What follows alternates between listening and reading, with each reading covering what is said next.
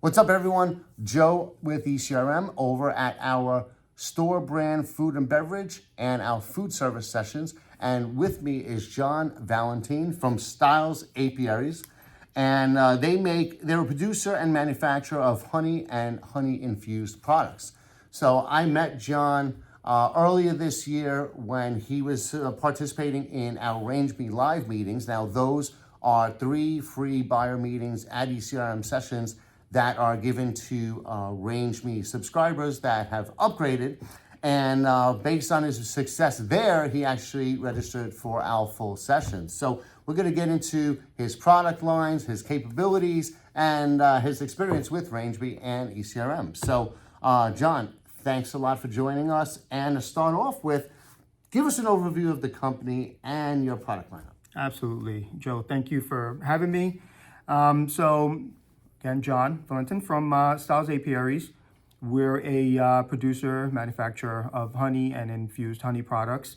And when I say infused honey products, I would probably say primarily hot honey, right? I mean, hot honey right now is not only a fad, I think it was a fad, now it's a condiment. It's become a staple in a lot of restaurants and the pantries of a lot of people out there. So as far as what we currently do, we do co-packing, private label. We use wildflower honey, our domestic wildflower honey. If the customer chooses to use honey outside of us, we always try to push them to go through possibly South America, where we have very strong relationships with our brokers. I mean, our honey companies using our brokers. We are a SQF certified facility. Our honey is also kosher, along with our infused honey products. They're also labeled kosher. We can go from a packet size, which is 0.75 ounces, all the way up to a tote, which could be a little bit over 3,000 pounds. So we are willing and ready to cater to your business needs. Excellent. Can you take us through some of the products? Absolutely. So today, I'm mainly going to be talking about, I mean, when it comes down to honey, we do have our brand, Stiles Honey, through Stiles Apiaries, and we are in a lot of supermarkets in the Northeast. However, I'm going to focus on our sub brand, which is called Old Stiles, and one of the items that I did bring today is our Blazing Honey. I mean, I think the label is just really cute. I mean, you're more than welcome to go on the website and look at the details of the label. It is a little chili guy riding a chuck wagon, and instead of horses, it's little garlic bulbs with legs. Super cute.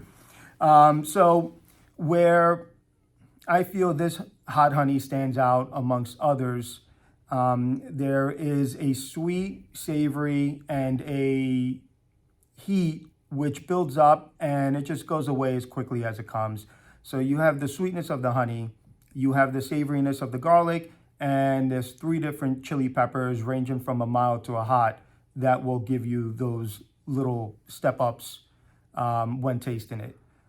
So as far as suggestions, sky's the limit, but any type of meats, any cheese boards, inside chili, inside beans, anything you could pretty much imagine you really want to use it on, go for it and try it. I'm sure you won't be disappointed. It was amazing. I tried it myself. I tried it on a cracker, and it kind of rolls through your tongue. Like, it hits all the different areas of your tongue, and it's a nice contrast. Oh, no, absolutely. I think we're pleased, and we're happy on how this product came out, and in the future we're looking to do a little bit more.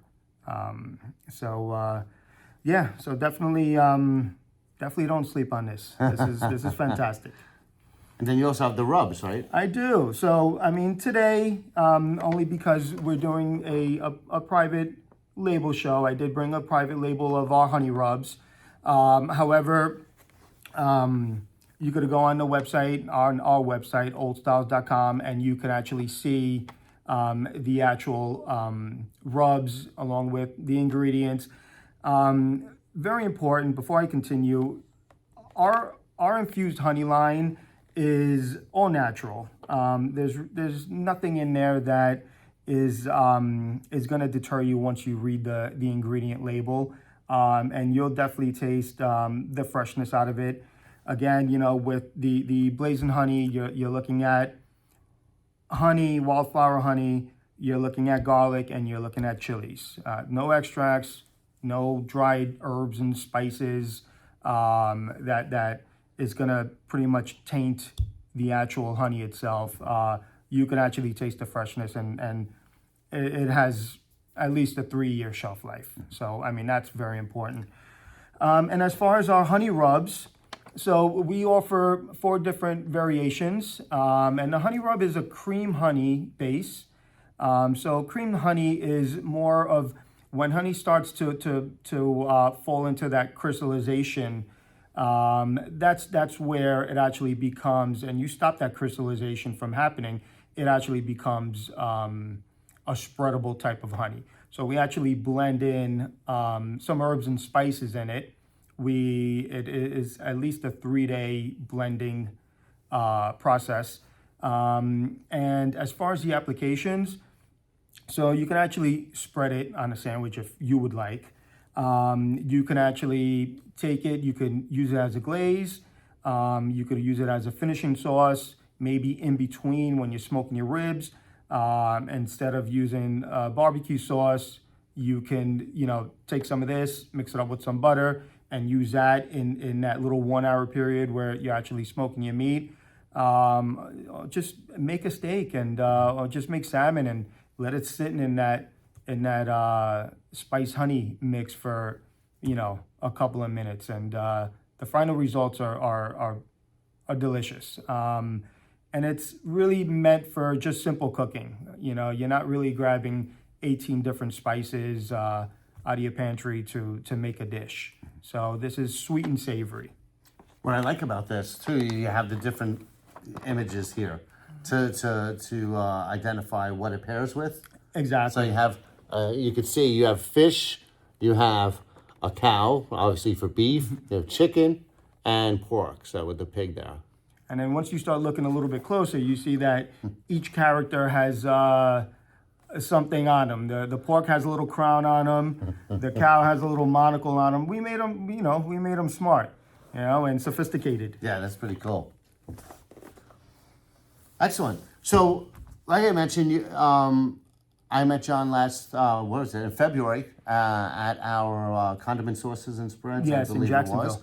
And you were part of the RangeMe Live meetings. So what was your experience there, and what prompted you to take the next step and register for the full session based on those meetings? Absolutely. So when I did find RangeMe for the first time, I mean, I think everybody's a little, you know, the concept was great, but everybody's a little hesitant in jumping in. So, I mean, after several conversations that, you know, I had with you and your team, we decided to sign up. And I'll tell you this, I wouldn't look back. I mean, I almost feel this is it's a one-stop shop. I mean, just going to Jacksonville and just having the 3 meetings, you know, you go in with the expectations of, well, you know, let's just give this a shot. And sometimes you find gold and sometimes you do not, right? So I feel that in those 3 meetings, we were very successful, and we're in the process of still trying to, you know, come up with a deal with one of the meetings, and on top of that, you know, we also met someone else that wasn't a buyer. He was just part of the session, and we hit it off, and they had something that we were able to offer, and it worked out. So I almost feel that when it comes down to these sessions, you're not only interacting and waiting to speak to the buyer, but it's very important to also speak to the sellers, because you don't know if a collaboration would happen and who needs what. Yeah, and especially when you're dealing with condiment sauces and spreads, they're meant to be working with other Oh, products. absolutely. I need spices. They need honey. So I mean, it's just things can mesh. Yep. So what was it about the actual meetings and the process that led you to decide to register for the full sessions? I actually felt that day. I actually felt it before. Just walking in and speaking to a buyer speaking to a buyer directly without putting bait out and hoping that they bite that bait has a lot of meaning. And I mean, at the end of the day, everybody's time is valuable. And trying to send emails and phone calls and hoping that that buyer gives you at least, an opportunity just to email them or send them samples is hard enough. But out here, you set yourself up, you bring everything you're gonna introduce to them, and you pitch them, and you have 10 minutes. And 10 minutes may not seem like a long time, but it is. It's and you learn quickly how to really maximize those 10 minutes. That's great. That's great. And like you said, you don't have to do any marketing. You're not fishing. We're bringing them to you. So you just have to just purely focus on the meeting at hand and no distractions at all. So any recommendations, right? You're on RangeMe, now you're doing the sessions, and you've done a handful of meetings so far. I think I'm up to my 8th is coming up soon. Okay, so what recommendations would you have for someone who's on RangeMe now that's maybe considering upgrading to get the buyer meetings, or that maybe they're considering ECRM? What would you recommend to them? I feel, one, do your homework, right? It's very important that you have an understanding of what you're getting into, and what I really mean is, I believe that I ask a lot of questions, and I still do, and I'm not afraid to ask questions. So as far as the ECRM team, they are a very, very valuable asset, and they're willing to help you and guide you. To a point, this is, the first time that I'm really doing these sessions, and I did a virtual session with a buyer the other day, and I emailed them and I set up a meeting. Hey, could you guys guide me through this? Because I'm doing a virtual session. Should I have product behind me? What should I really do? And they did walk me through it. Hey, John, why don't you do a PowerPoint?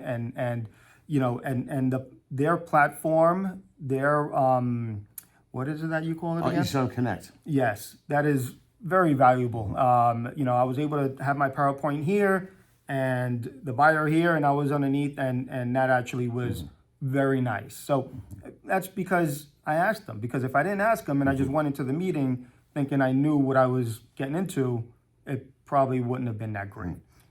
You bring up a great point, and it's these sessions are very high touch.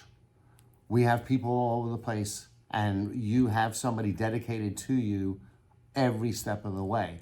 And they're there for you. So you want to make sure, and I think it's great that you did that, to lean on them and ask them for any help that you need along the way in your prep for your buyer meetings, because this way you can get the most out of every single minute that you're here. Absolutely. And I think another important point is to speak to other people that have done this before, because they would actually give you a lot of insight, and sometimes, give you a couple of tips and pointers that you may not have really known before about certain buyers.